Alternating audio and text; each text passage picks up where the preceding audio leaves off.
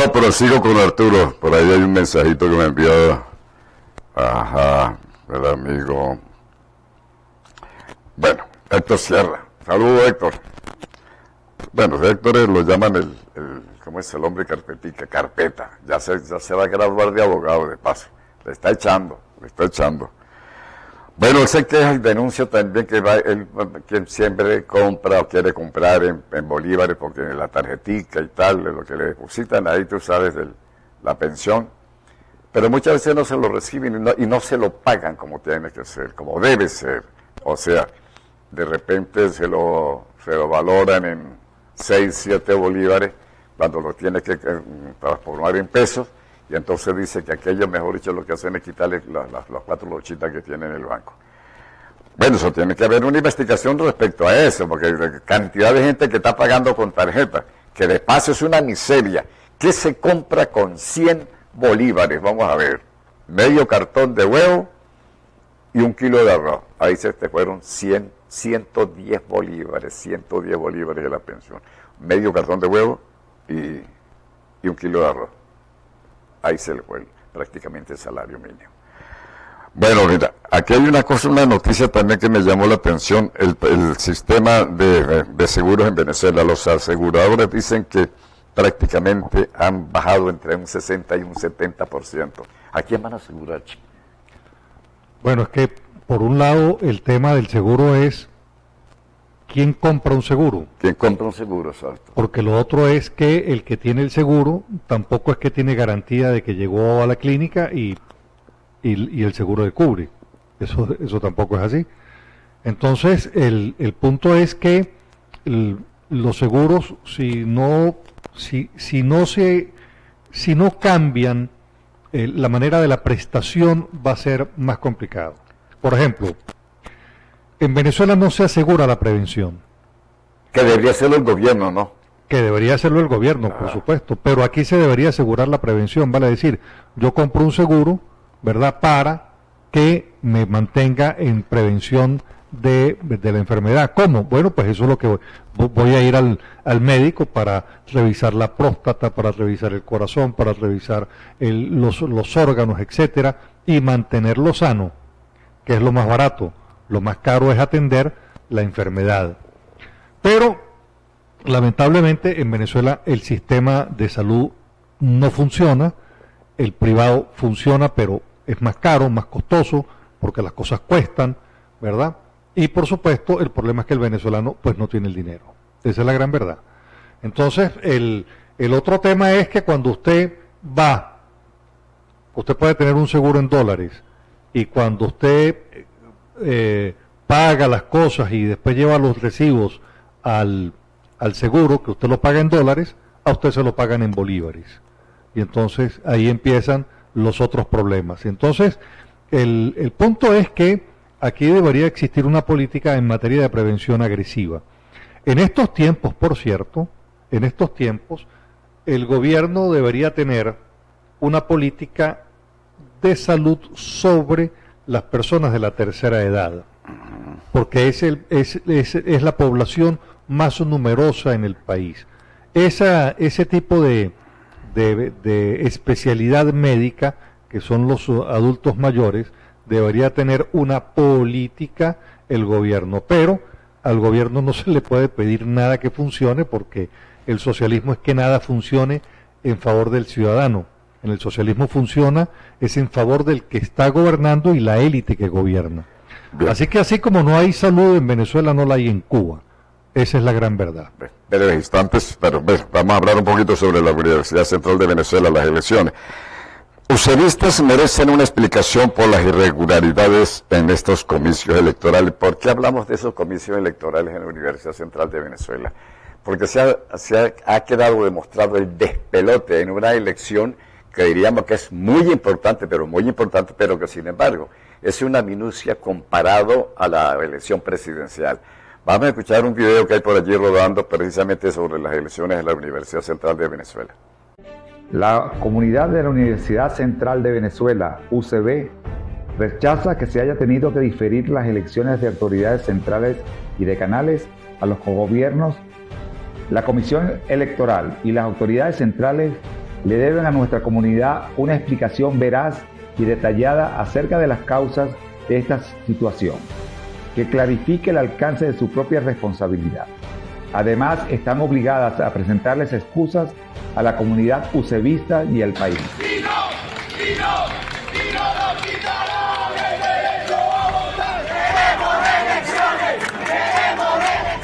Los sucesos del día de hoy constituyen un elemento más de convicción de la necesidad impostergable de renovación del gobierno UCBista.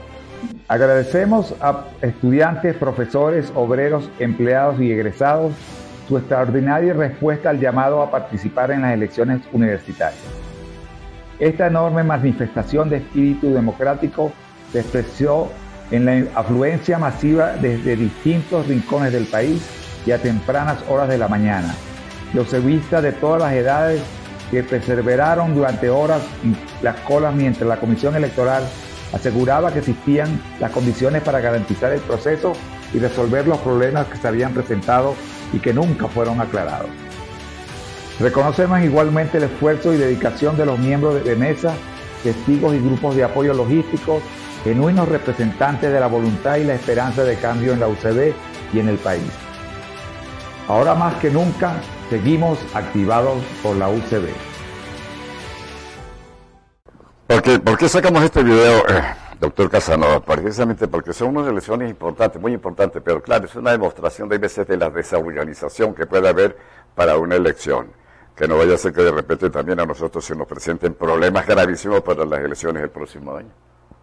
Bueno, en primer lugar, señalar que da la impresión que estas irregularidades lo que buscan es que ese proceso electoral lo tome por control el CNE. Ustedes saben que... Se pierde la autonomía universitaria. Es que, vale decir, de hecho la autonomía está perdida. Sí. Y todas las elecciones en el país, absolutamente todas, están controladas por el gobierno, están controladas por el CNE. Entonces, por supuesto, las elecciones de cualquier gremio tiene que autorizarlas el CNE. Estas elecciones que le permitieron a la UCB, y es por eso que el video es correcto, vale decir, la UCB tiene que presentar cuentas claras de qué fue lo que pasó, porque habían 50.000 boletas y estaban participando 300.000 personas. Entonces, los temas de la boleta en condiciones que no eran apropiadas, etcétera. Retraso de 6 horas también para las elecciones. Total, un proceso que no fue viable. Entonces, el punto es, ¿por qué tanta inoperancia cuando se sabía, cuando se advirtió de los inconvenientes que podían estar sucediendo? Entonces, cuando uno en Venezuela está en temas electorales, uno dice hay que pensar mal para poder acertar. A lo mejor esto que se está produciendo lo que quiere provocar es que vaya al control del CNE. Dios quiera que no sea así, para que las universidades puedan retomar su propia decisión en materias electorales y de esa manera pues tener la veeduría que no tiene con el CNE de la determinación de procesos y de esa manera pues elijan las autoridades que las universidades también necesitan. Ese espíritu que se vio de más de 300.000 personas con deseos de votar en la UCB porque es una elección, es lo que sucede en el país. A eso es a lo que el gobierno le tiene temor, que la elección sea libre porque la manifestación de participación sería abrumadora, totalmente abrumadora. Entonces, el venezolano, mire, el venezolano es trabajador. Ese cuento de que el venezolano es flojo, eso es una gran mentira que alguien vendió sobre Venezuela y lo copiaron los venezolanos. Usted encuentra en la calle gente apostándole al país, abriendo kiosquitos, tienditas, tratando de... La gente quiere trabajar. Pero es el gobierno el que no ayuda. Ahí está el tema, Arturo, es que el gobierno no ayuda, la gente sale, la gente quiere, pero es que el gobierno no ayuda. Y no ayuda porque el modelo es otro. Entonces, esa espontaneidad de votación en la UCB, donde votan los egresados, votan los trabajadores, los obreros, los empleados, los estudiantes. Por primera vez votan los obreros, ¿no? Claro. Entonces, esa espontaneidad mayor, pues obviamente que es la que el país, que es la que el país está expectante por un proceso que sea libre, porque la participación sería abrumadora, porque la gente sabe cuál es su problema y saldrían del problema votando. Que esperamos que para las próximas elecciones presidenciales sea abrumadora, como dice usted, doctor Casanova. Bien, Venezuela, elecciones en Venezuela. Pero fíjate este detalle, Pedro Sánchez, presidente de España, pierde las regiones, sabe que perdió, ¿verdad? Y en consecuencia de ello convoca unas elecciones adelantadas, presidenciales. ¿Para qué? Para zanjar de una vez la crisis política. Vale decir, yo con Pedro Sánchez no comparto absolutamente nada, pero tengo que decir que esa decisión es una decisión acertada, que le permite que España no entre en una mayor crisis, porque la crisis de España es el gobierno. Y si el resto de España queda en manos de la derecha, pues obviamente el gobierno está de salida. Entonces, pero obra con responsabilidad, convoca un proceso de elecciones adelantadas, que es una de las cosas, Arturo, que el gobierno está pensando en Venezuela, pero no para salir, es que el gobierno ve el siguiente problema. El gobierno ve, uno, que el cisne negro que tenían, que andaba de segundo, viene desplomándose. Entonces no tienen cisne negro para decir, mire, Maduro queda de primero y de segundo queda... Explíquele por favor al pueblo qué es el cisne negro. El cisne negro es aquel candidato que sale, lo promueven, lo ponen de segundo para que le gane a las fórmulas que compiten de forma leal, y entonces queda el cisne negro, como pasó en Colombia con Hernández, y entonces frente a Hernández pues ganó Petro. Eso que pensaban hacer en Venezuela con ese cisne negro, pues ya no camina. Entonces tienen el siguiente problema: ¿cómo le levantan votos a Maduro? ¿Cómo va Maduro a una elección pelo a pelo con María Corina Machado, por ejemplo? ¿Sabe lo que le van a tirar a Delcy Eloína, no? A María Corina. Bueno, pero es que ella está compitiendo incluso para la primaria. Ahora bien, cualquiera que vaya solo con Maduro en condiciones limpias, ahorita porque María Corina va atrasando, pero es la preocupación que tiene el gobierno. Por eso es que quieren eliminar a María Corina y ver cómo hacen para levantar los votos de Maduro, porque Maduro no tiene votos. Maduro no tiene votos.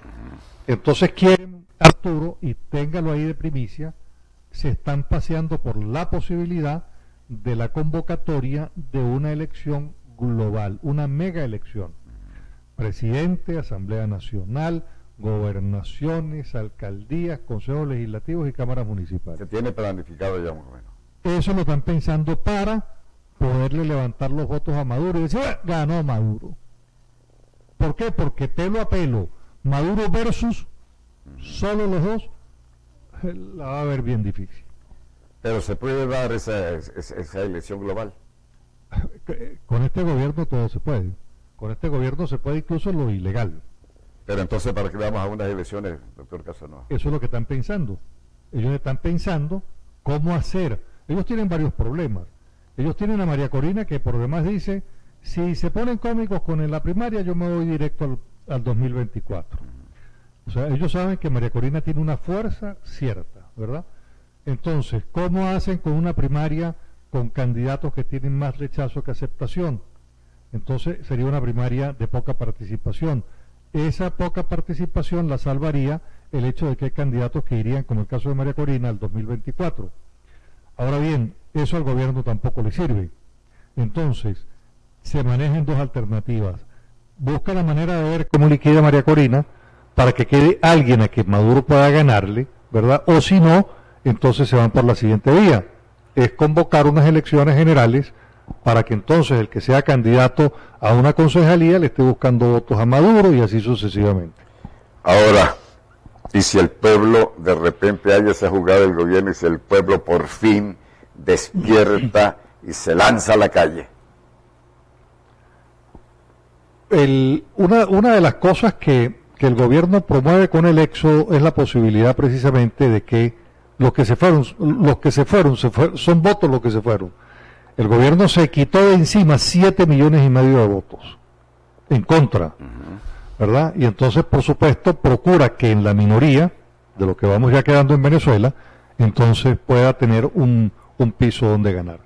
Aquí, mayoritariamente, si la gente sale mayoritariamente a votar, no existiría posibilidad de fraude. Pero el tema siempre es auditorías. Fíjense que en todas las elecciones los resultados son ahí mismo. En Venezuela los resultados son casi que al día siguiente. Vale decir, todo el mundo sabe qué es lo que está pasando y por supuesto el gobierno juega a que la gente no tenga confianza. El gobierno juega a que la gente no tenga confianza, entonces te estoy controlando, te voy a controlar el voto tuyo porque yo te controlo a ti por vía del CLAP, por vía del gas, por vía, entonces es a lo que el gobierno mayormente le teme. Bueno, pues ya salvo que finalmente estemos en la recta final de el juicio en la Corte Penal Internacional, que abra entonces la compuerta de unas elecciones totalmente libres. ¿Crees que se puede dar por medio de la Corte Penal Internacional?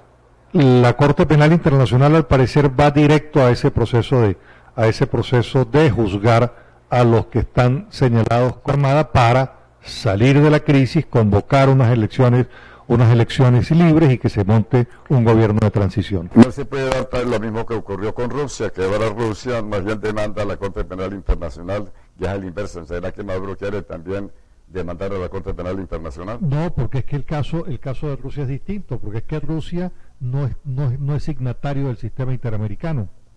Vale decir, la Corte Penal no puede juzgar a Putin, así como no puede juzgar al presidente de China. En cambio, en Venezuela sí. ¿Por qué? Porque Venezuela es signataria de los convenios del sistema interamericano de justicia. Entonces, Maduro está sujeto a esa jurisdicción. Y la Corte Penal hace jurisdicción judicial internacional para casos de delitos de lesa humanidad en Venezuela sin problema alguno. Nos quedan pocos minutos de programa, pero interesante, doctor Casanova, porque la gente está en ascuas. Bueno, aquí se dice, hay varias alternativas para ir a las primarias, pero hay gente que no quiere ir a las primarias. ¿Cómo hacer entonces, doctor Casanova? Bueno, es que el punto es que los mensajes equivocados. Yo siempre he dicho que las elecciones son un medio, no son un fin. Entonces los candidatos van ofreciendo la elección como un fin. No, la elección es un medio para generar conflicto, para generar el conflicto de que usted no tiene cómo demostrar que ganó. Vale decir, aquí el gobierno no tiene manera de explicarle al mundo que gana una elección teniendo 7,5 millones de venezolanos en el exterior y teniendo 11 millones de venezolanos sobreviviendo con $100. Imposible, eso es imposible. Entonces, ¿qué sucede? Esa es la falta de comunicación. Mire, la política es comunicación. Y nosotros estamos enredados porque tenemos un viaje de candidatos hablando de lo que no es sustancial para el venezolano. En Venezuela la economía murió. Y murió porque en Venezuela se impone un modelo económico que no es el modelo que está en la Constitución. Entonces aquí el debate es, usted nos trajo a la miseria porque usted cambió el modelo. Nosotros vivimos en el modelo de la Constitución cubana, pero no en el modelo de la Constitución bolivariana. Y ese debe ser el debate, para que entonces el tema no sea sanciones, es que la sanción me tiene como estoy. No. Estamos como estamos porque usted cambió el modelo, liquidó el modelo constitucional de economía y nos llevó al modelo cubano.